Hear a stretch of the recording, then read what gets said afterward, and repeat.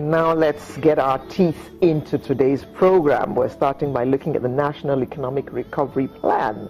So, Nigeria finally launched the long-awaited Economic Recovery and Growth Plan on Tuesday, March 7th. It's a medium-term plan for 2017 to 2020, broadly targeting restoration of growth, human development, and globally competitive economy in efforts to combat current economic crisis and achieve sustained diversification and inclusiveness. When I hear that word inclusiveness, I always get worried.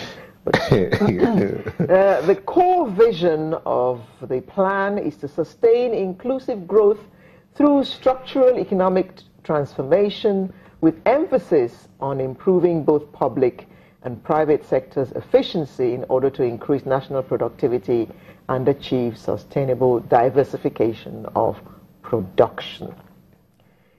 Now, we're going to have two guests in the studio who are going to help us break this down into simple language that you and I can really, connect with. One of them is already with us, and he's the MD of Carry Assets Management, Mr. Johnson Chukwu. Good morning. Good morning. Thank you for joining us. My pleasure. We expect Mr. Ayo Teriba, an economist, to join us any minute now. Now, Mr. Chukwu, when you saw this plan, which is supposed to be from 2017 to 2020, first of all, did you think it was realistic? Well, let me start by saying that I think it's a good way to start. It's a good starting point. All right. Some of the assumptions, they may not be achievable. But I believe with a lot of effort, we should achieve a reasonable percentage of it.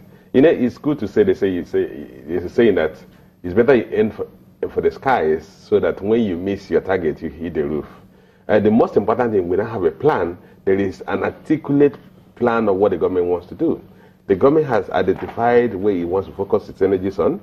There's also a plan built into that to ensure that they're going to create a unit, what they call the delivery unit that will be in the presidency, to drive implementation. So I want to believe that if implementation is aggressively driven, you will achieve some reasonable level of traction with that plan.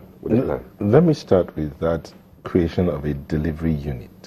Is it necessary to create another unit? Because one of the issues we have in the country is multiplicity of agencies and departments of government. So we're all still talking cutting costs, and then we're talking about creating another unit. Is it necessary to have that? Well, I think what they want to do is to locate ownership to this policy. That locating the ownership with the presidency means that somebody has an overwhelming responsibility to drive its implementation. But you see, there are several ministries and the department will have their own roles to play. The Ministry of Planning, Budget and Planning, is the coordinating ministry for this purpose. But if you recall, when Obasanjo was implementing NEETs, Obasanjo himself drove it, attended meetings with the economic management team. I think that's what they want to kind of replicate. So if they locate it in the presidency and maybe in the office of the vice president, because I want to believe that given the experience we had in the past few weeks, they should locate in the office of the vice president. And the vice president takes ownership and knows that the failure of this plan is his failure. It's his failure. So it's not that they're going to create another humongous agency, but a delivery desk or table that will be located in the position where they have the line of authority at the highest level. Okay, staying with this location or ownership of this economic recovery plan. Now, it looks as if everything we've done so far since this government came in has been from the top. The states appear, should I say, slow to buy into this is vis-a-vis the issue of corruption, or against corruption. It's always coming from the top. Now, the economic plan. Do you see the state buying into this economic plan or developing their own economic plans so that whatever comes out there is not just to key into the overall plan? Well, the plan say that there is also a process of making sure that the subnationals share in this vision. And, we run what we nationally call a federation. which means the states are relatively autonomous of the federal government policies.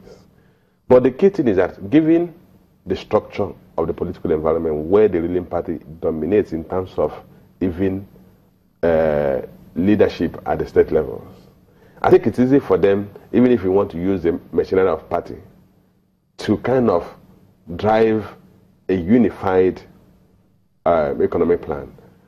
If you cast your mind back to what we had in the past, when we had needs, eventually what the government of Oronja did was to distill it down to the state level where they had the seats.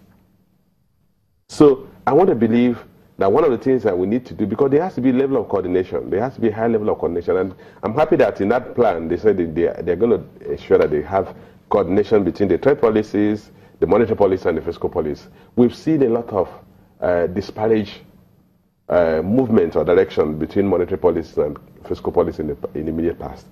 With that level of coordination, all we just need to make sure is that the states also share in this vision and they build their budgets and they begin to develop their medium-term expenditure framework that will fit into the national plan. The national plan cannot be driven conclusively from the federal level. Take, for instance, the issue of agriculture. Agricultural activities are actually operational at the state levels. Mm-hmm. So the federal government must coordinate with the state ministries of agriculture.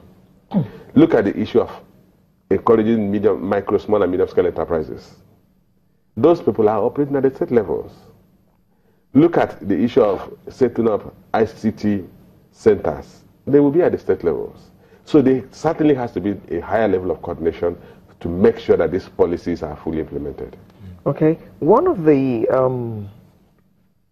should I say, polls, one of the factors that they intend to look at and achieve is to create 15 million jobs by 2020. Do you have any idea how we're going to go about creating these 15 million jobs? Well, let's look at the areas of focus. Agriculture is one of the priority areas in this plan. Okay. And agriculture is a labor-intensive sector. Yep. They also want to focus a lot on manufacturing. They want to encourage the youth, like expanding the things like Empower. So these avenues will naturally create jobs, but I doubt, which is why I said that in my opening speech, I said some of this is good to aim for the sky, and then if you miss the target, you hit the roof. Some of these plans are quite ambitious. A 15 million job to be created in 3 years, 2017 to 2020, looks quite ambitious. But it's good that we have an ambitious plan. It's good we're thinking about it. Yes, so that we know that we need to do certain things. Because the concept of business economic planning is that you need to know where you're going to. Okay. You mentioned manufacturing. How are we going to expand on our manufacturing when foreign exchange is hard to come by? We need, anybody who wants to go into manufacturing has to buy machinery, equipment. Alera. Yes. Has to buy first a generator. Mr. Fashola has promised us that things are going to improve. So by the time they're buying their equipment, we hope that power would have improved. 10,000 megawatts, because that's part of the plan. So that the generator is actually going to be standby. Not, you don't have NEPA as standby. Okay. Yes.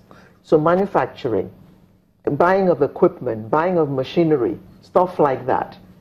How are we going to create jobs in that sector when people don't have access to actually setting up manufacturing concerns? Okay, let's look at what the plan says, because we're actually dwelling on what the plan says. Yes. You see, the good thing about planning is that it shows you're going somewhere. You may not get to where you're going to within the time frame you have defined, but you would have moved in a particular direction towards a defined target. The plan has specified that you did mention that they're going to increase power generation and distribution to 10 gigawatts, which is 10,000 megawatts, from about 4,000, 3,000, 4,000 we're doing today. The plan has also said they're going to encourage central banks to further liberalize, to further adopt market-determined exchange rates. So that foreign exchange will be more available. Let's hold that thought. We'll come back and continue this discussion. We'll be right back.